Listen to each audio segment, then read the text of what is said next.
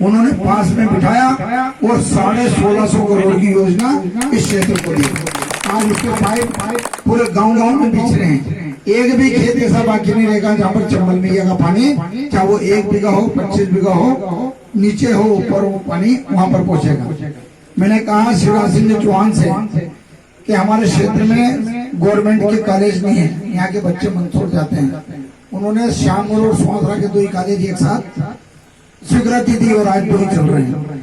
मैंने कहा बिल्डिंग नहीं है, तो उन्होंने श्यामगढ़, सुहासरा, सीतामुखी तीनों कॉलेज की बिल्डिंगें दे दी। ये चंदवासा में जो कॉलेज की बिल्डिंग बन रही है, ये भी शिवराज सिंह चौहान ने यहाँ पर जब मांगी वो भी दे दी।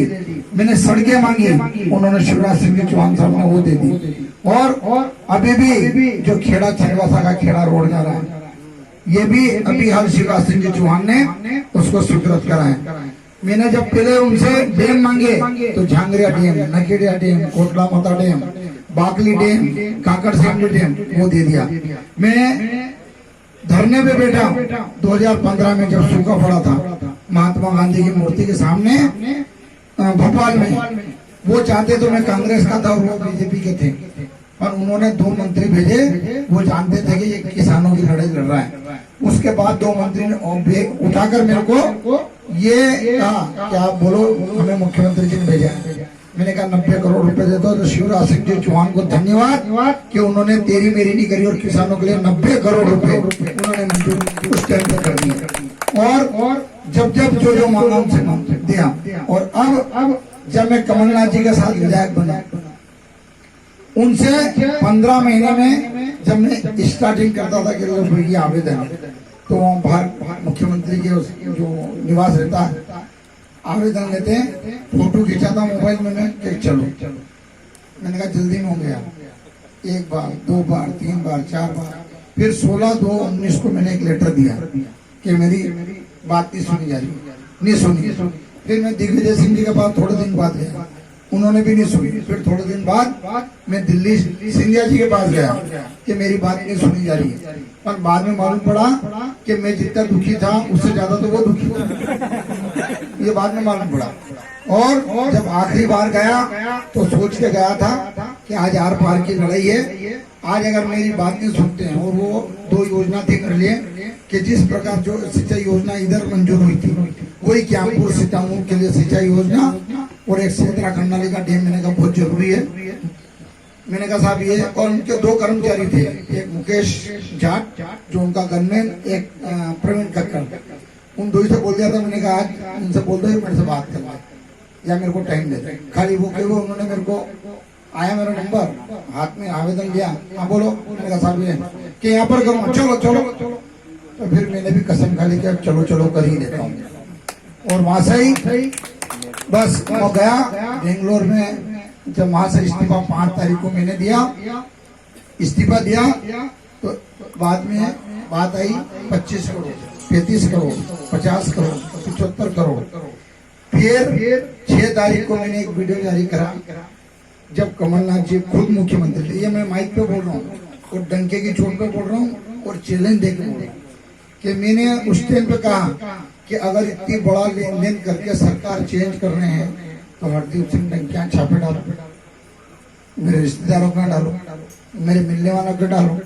बोलने से काम नहीं चलेगा, कार्रवाई करो। या तो बोलना बंद करो या फिर कार्रवाई करो। और अभी कौन ये जो चलाते नहीं व्हाट्सएप फेसबुक 226 226 ये कौन है? ये दावेदार है ना कांग्रेस के कुछ 2-3 दावेदार। ये कमलनाथ जी ने इनसे कहा कि जो हरदीप को सबसे ज्यादा गाली बकेगा उसकी टिकट फाइनल। तो 3-4 कंपटीशन में लगता है, मैं ज्यादा धुने नहीं जाता, ठीक है ना। और वो दावेदार कौन है? उनकी शक्ल ध्यान रखना कभी भी आप। जो 2-3 दावेदार आपके दिमाग में आ होंगे कौन है? उन्होंने मैं 3 चुनाव लड़ा, वो कभी भी जिंदगी में कांग्रेस के लिए वोट मांग नहीं है और कांग्रेस को वोट ही दिया उन्होंने। वो मुझसे क्या चला, अरे मैंने तो कमलनाथ जी से ओपन पंगा लिया है। अगर मेरी उनकी मतलब मेरी बात नहीं मान रहे हैं तो तुम तुम्हारे रास्ते, मैं मेरे रास्ते।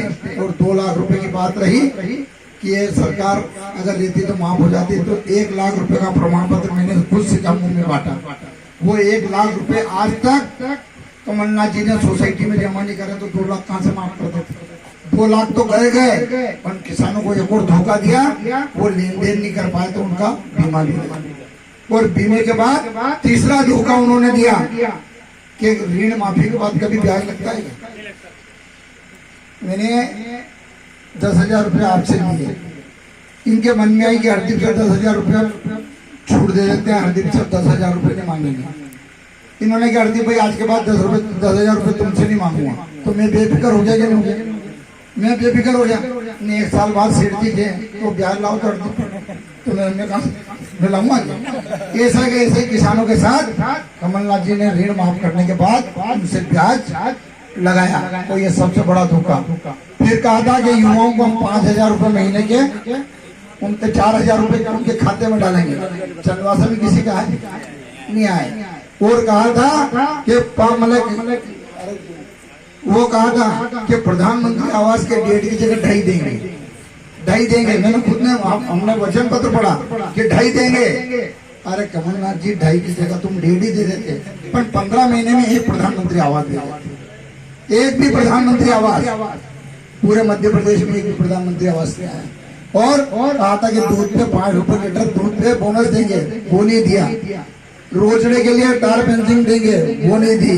और जो जो उन्होंने वादे करे, लैपटॉप जो फर्स्ट आते थे बच्चे, वो नहीं दिया।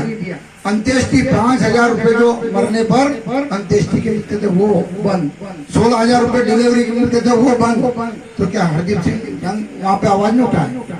वहाँ पर मेरा फर्ज नहीं बनता है कि अगर मैं यहाँ का विधायक हूँ तो मैं वहाँ पर अपने क्षेत्र की आवाज उठाऊं?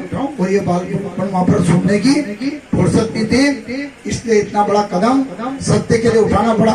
और एक और बात कि हरदीप सिंह डंग ने अगर पार्टी चेंज करी तो उसमें एक और बड़ी बात थी कि देश के प्रधानमंत्री नरेंद्र जी मोदी जम्मू कश्मीर में जब 300 धारा लगी थी उसको जब हटाने का कहा हटेगी, तो मैंने कहा मैं मोदी जी का समर्थन इसलिए करता हूँ कि मोदी जी ने कहा कि वहाँ तिरंगा झंडा गड़ना चाहिए। तो मैंने कहा बिल्कुल गड़ना चाहिए, क्योंकि वहाँ पर अगर हिंदुस्तान में जम्मू कश्मीर में है तिरंगा नहीं रहेगा तो क्या पाकिस्तान का झंडा रहेगा? डंके की चोट पर जोरदार 370 वो ताली बजाओ मोदी जी के लिए। तो उन्होंने 370 धारा वहाँ पर दमदारी से लगाई और उसका समर्थन हरदीप सिंह डंग ने करा। अरे राम मंदिर अयोध्या में नहीं बनेगा तो कहाँ बनेगा दादा? पीदा जाऊंगा वहीं बनेगा ना। आज हमें गर्व जैसा सोनी जी ने कहा 5 तारीख को भूमि पूजन प्रधानमंत्री जी कर रहे हैं, जोरदार अभी से ताली बजाओ। और ये जो दीपक की बात आ रही है, ये आपको वास्तव में दीपक जलाना है 5 तारीख को। और यहाँ पर दीपावली बनना चाहिए कि यहाँ पर वहाँ पर कई वर्षों से जिनको हम इंतजार कर रहे थे वहाँ पर राम मंदिर बनने वाला है। और तीसरा CAA का जैसे ही घोषणा करी पाकिस्तान बांग्लादेश में और अफगानिस्तान में अगर किसी हिंदू के साथ गलत होता तो मोदी जी ने कहा उनको हम यहाँ पर संरक्षण देंगे और उनकी हम रक्षा करेंगे। उनका गलत का हरदीप सिंह ने डंके की चोट पे कहा कि मोदी जी ने सही करा और उसका समर्थन हरदीप सिंह डंग करता तो क्या गलत करता है? शंकराचार्य जी के रथ पे चढ़ा तो खाली कांग्रेस का एक विधायक था जो शामगढ़ पर शंकराचार्य जी के रथ पर चढ़ता है और सीतापुर तक जाता है। तो देश की बात हो तो देश से बड़ा और कोई हो नहीं सकता। इसलिए डंके की चोट पर मैं देश की जो मोदी जी बात करते हैं उसका समर्थन करा। किसानों की बात आई तो जैसे ही शिवराज जी बैठे तो 2018 का जो बीमा बाकी था वो बीमे की राशि किसानों के खाते में डाल दी। 19 का बीमा आने वाला है। गेहूं खरीदी में अगर हिंदुस्तान में सबसे ज्यादा गेहूं खरीदी करी तो शिवराज सिंह चौहान ने मध्य प्रदेश में करी। अगर सत्य की लड़ाई लड़ने में इतना बड़ा कदम उठाया है तो कहते हैं ना सत्य में जीते, जहाँ पर सत्य होता है ईश्वर भी साथ देता है। तो ये सत्य की लड़ाई लड़ी है और मुझे विश्वास है कि चंदवासा और आसपास में जो माहौल है या पूरी विधानसभा में बजरंगबली का घोटा घूम रहा पक्की बात है क्या? और दमनता और जो प्यार जो आशीर्वाद और हरदीप सिंह डंग ना तो किसी नेता का बेटा है ना जागीरदार का, बहुत सिंपल परिवार का है। अगर हरदीप सिंह की मध्य प्रदेश में कोई पहचान है या नाम कोई जानता है तो मेरे को किसी बड़े बाप की औलाद के कारण नहीं जानता, ये आप जैसे लोगों के आशीर्वाद से जो दुआएं जो आशीर्वाद मिलता है, इसलिए हरदीप टंडन की मध्य प्रदेश में पहचान है। अब मेरी एक आखिरी इच्छा है, मतलब आज कभी बोल रहा हूँ कि ये इच्छा आप पूरी कर सकते हो, कौन सी, और मुझे विश्वास है कि आप करोगे कि आप जब जिता के भेजो तो विधानसभा में मैं जाऊंगा, और विधानसभा में जाऊंगा तो कमलनाथ जी जरूर मेरे को मिलेंगे। वो मेरे को देखेंगे तो मैं उनको देखूंगा, वो कहेंगे वो देखते बोले आई हो। मेरी भी इच्छा है कि उनको देख के दो शब्द बोलूं और वो ताकत से बोलूं कि मजा जाए, कि जैसे ही वो दिखे तो मैं बोल दूं जय श्री राम। तो ये बोलने की ताकत दे रहा हूँ, दे रहा हूँ। कौन ठीक है, 2-4 का चक्कर पड़ेगा तो क्या बात है। ये दो इधर मैं देख रहा हूँ, अब ये लड़ाई देखो, हरदीप सिंह डंग, यूँ मान लो कि ना तो कोई मेरे रिश्तेदारियां आएंगे वोट मांगने, ना मेरी कोई ऐसी रिश्तेदारी जो मोटरसाइकिल में, सब हरदीप मेरे रिश्तेदार भी तुम हो, मेरा भाई भी तुम हो। अब आपका बेटा, कोई बेटा मांगता है, कोई भाई मांगता है, अब ये जवाबदारी आपकी। और एक बात बता दूं, अभी ऐसे टाइम में ये नाजुक समय है, मैं पूरे दिन मोबाइल रख नहीं सकता। अभी कोई भी मोबाइल कर रहा होगा, उठा नहीं पा रहा हूँ तो जरूर रुकेगा कि मैं पेट मारे, ये थोड़ा ध्यान रखिए। नहीं कि हमारा फोन नहीं उठा, अब तो एक तो मोबाइल को थोड़ा माफ कर दो ना, बार गाड़ी में चढ़ूं या पाछे कोई राम राम करे नहीं देखूं कि मारती राम राम नहीं करो निपटाओ, तो थोड़ा ये थोड़ा सा मोबाइल में गड़बड़ होगी, पक्की बात है कि उठा नहीं पा रहा हूँ, क्योंकि दिन भर आपने हालत देखी क्या मोबाइल उठा सकता हूँ, तो इसलिए थोड़ा सा बड़ा दिल कर लेना। और मेरी आदत है कि जब ये थोड़ा लोड कम पड़ जाता है तो 1-2 घंटे जितने भी मोबाइल आते हैं उनको फिर रिटर्न कॉल करता हूँ, तो इसलिए आप थोड़ा सा मन मारना, अभी माफ कर देना। और मैं भारत माता की जय बोलूँगा तो भारत माता की जय बोलूँ तो करंट आना चाहिए, रोंगटे खड़े हो जाना चाहिए, और एक भी हाथ नीचे लेना चाहिए, 2 हाथ पड़ेगा। और भारत माता की, भारत माता की, भारत माता की वंदे वंदे वंदे। बहुत बहुत धन्यवाद। और हरदीप सिंह डंग आपके सुब्रत है, आप जानवर आपका आपका सुब्रत, बहुत बहुत धन्यवाद। जय हिंद, जय भारत। हरिओम हरिओम।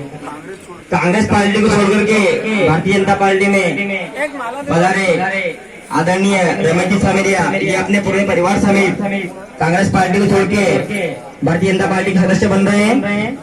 और रमेश